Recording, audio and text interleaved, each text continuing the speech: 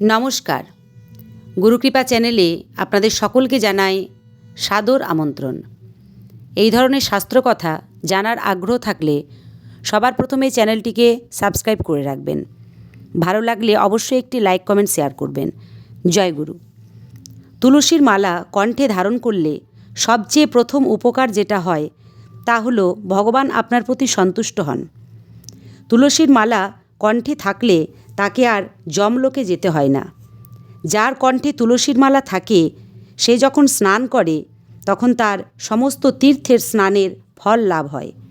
এছাড়া যদি কেউ তুলসীর মালা কণ্ঠে ধারণ করে তারপর ভগবানের পূজা ও অন্যান্য সকল ক্রিয়া অনুষ্ঠান করে তাহলে তখন তার অনন্ত কোটি ফল লাভ হয়।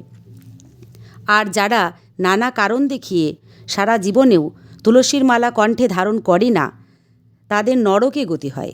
যখন আপনি প্রথমবার তুলসীর মালা কণ্ঠে ধারণ করবেন তখন মনে রাখবেন যেন অবশ্যই সেই মালা প্রথমে ভগবানকে নিবেদন করে প্রসাদী করে নেওয়া হয়। কারণ অপ্রসাদী মালা কণ্ঠে ধারণ করলে তাতে কোনো ফল লাভ হয় না।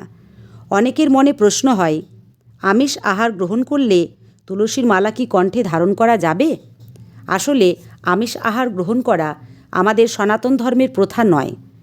এরপরেও যারা আমিষ আহার গ্রহণ করেন তারাও অবশ্যই তুলসীর মালা কণ্ঠে ধারণ করবেন, কিন্তু তারা 2 প্যাচ মালা ধারণ করবেন।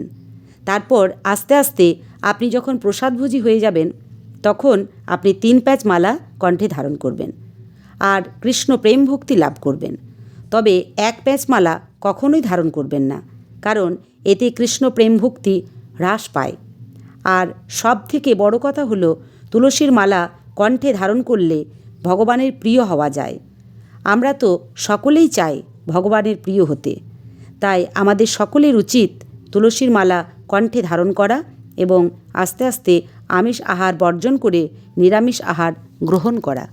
জয় গুরু।